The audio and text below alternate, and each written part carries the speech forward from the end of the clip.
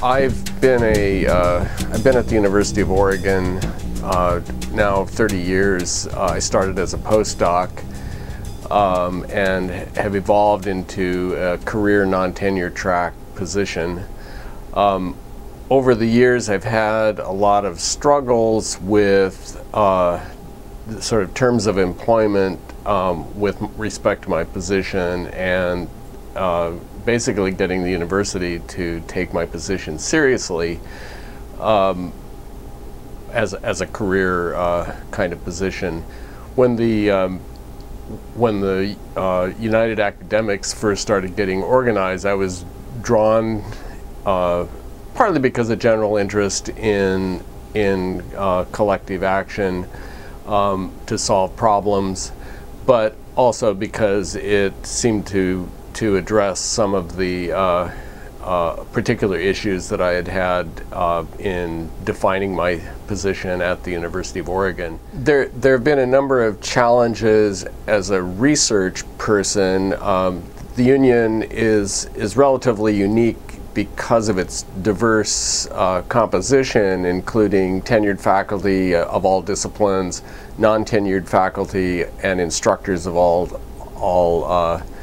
stripes, and it also includes researchers, which are a rather unique bunch in a way relative to a lot of the other instructor-oriented academic disciplines.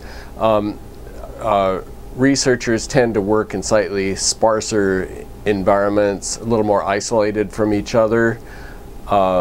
There tends to be a culture within a particular research group or work group that where the larger part of one's focus lies, rather than looking outward towards the larger university. And so there tends to be a what one might call a career libertarian type of attitude among the researchers of pulling oneself up by one's bootstraps and not really feeling the need to work with others to try to achieve better job conditions. But given the university's lack of attention to a lot of employment issues, it made me feel that it was necessary to reach out beyond what I could accomplish myself and team up with others. And as it turned out, the organization of the United Academics was appealing to all those who were considered faculty, which included both tenured, non-tenured faculty, people in the sciences, people in athletic instructors, language instructors of all sorts. And it's been that in itself has been an interesting activity for me in getting to know such a wide diversity of people on campus that I had no idea, that I had no contact with prior to my involvement with the union, and let alone had no idea of what those people actually do and did. Also, it's interesting to be involved in the union that that's vertically integrated in the sense that it includes people of all different ranks and positioning, from senior tenured professors to instructors and to research assistants. I think I've found that I'm interacting with a much broader range of people up and down the pecking order, so to speak, as a result of my activities with the union. So at the collective bargaining table, I was surprised to find a rather collegial interaction between the union side and the administration side, which didn't exist in the first contract negotiation. The first contract was quite contentious, and I think partly as a result of the circle the wagons approach of the administration to trying to fight off the initial union effort. But after we'd gotten past that that first contract phase, in the second contract, some of the hard things, really hard things, had already been addressed, and so we were looking to some extent at refining what we had accomplished already. And I think it was important to take that as a discussion rather than a hard-lined negotiation. We demand this, we demand that, rather than how can we solve this problem or that problem. And I would hope that prospective union organizations and bargaining teams at other schools will try to achieve that kind of collaborative effort that I think was a important mark of our efforts in our second contract. And there was a concept floating around: don't demand don't leave a little bit on the table when you're done. I think that was sage advice. It leaves room for a little bit of reasonableness. No one can claim that you strove for an impossible bargain, even though we could hope we could have done a little better on certain details. We did make significant accomplishments, and I think we were able to come away from the table with a good feeling on both sides that we had actually accomplished something pretty good, and it wasn't unreasonable for anyone. So, yeah, I think people should always be prepared to leave just a little crumb on the table when at the end of the negotiation. It goes a long ways.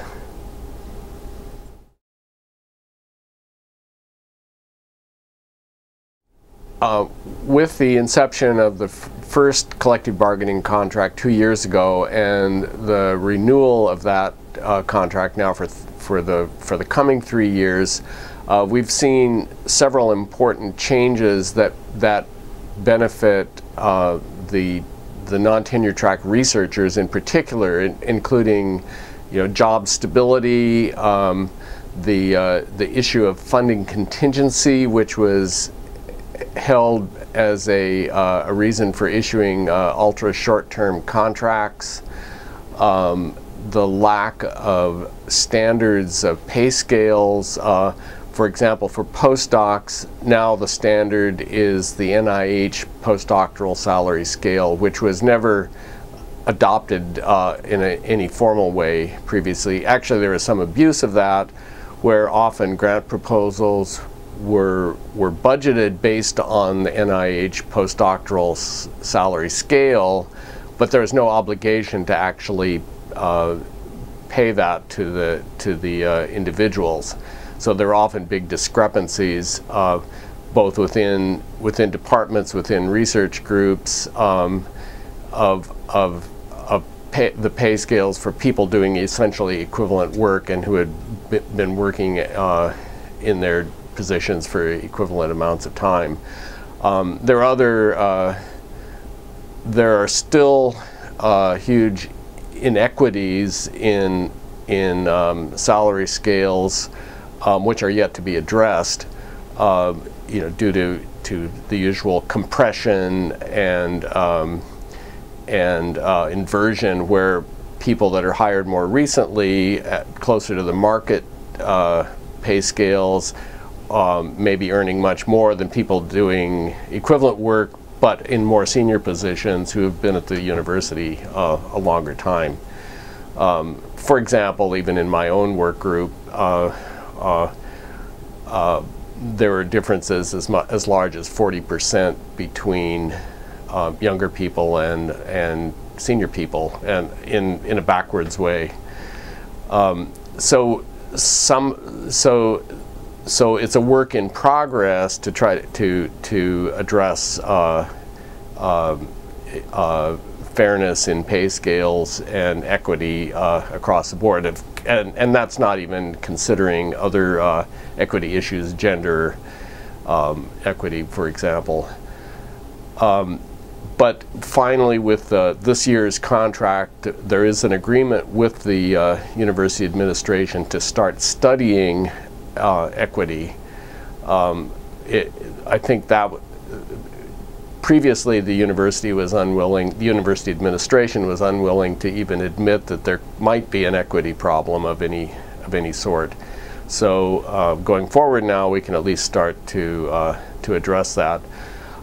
Some of the inequity issues resulted from years of minimal cost of living increases or merit increases that came only sporadically in the last 10 or 12 years, with various legislative freezes on fundings or freezes on salary changes.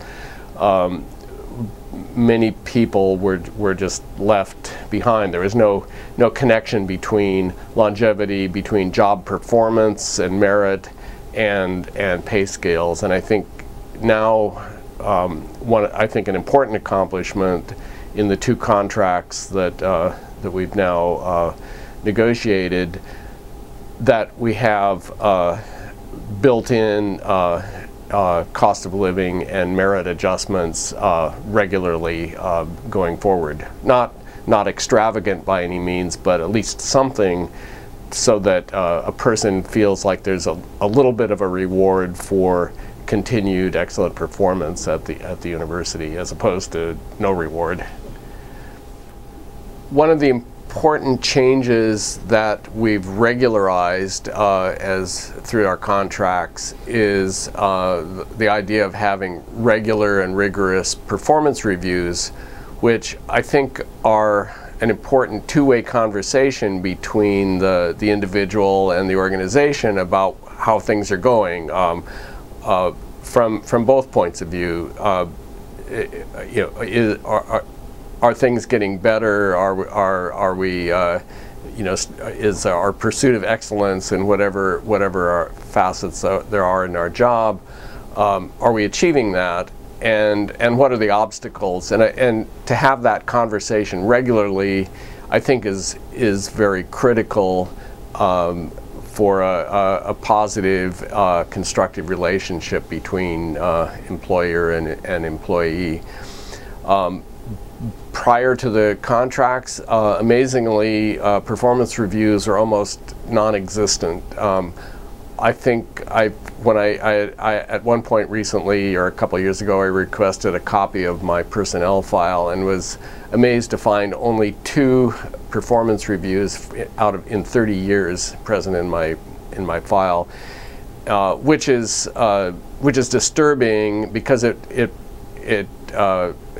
as if no one is paying any attention. Certainly there's no basis for developing arguments for promotions and raises and things like that that are important to have documented through regular performance reviews. And now we've regularized that, and I think it's a very positive thing from both sides. It allows the employer to know whether they have quality, excellent people, but it also provides the individual with support for going forward.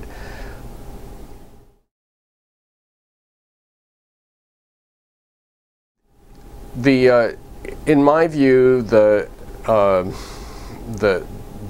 United Academics is about solving problems at the university and helping the university achieve excellence, which is its stated goal. And going forward, I think that we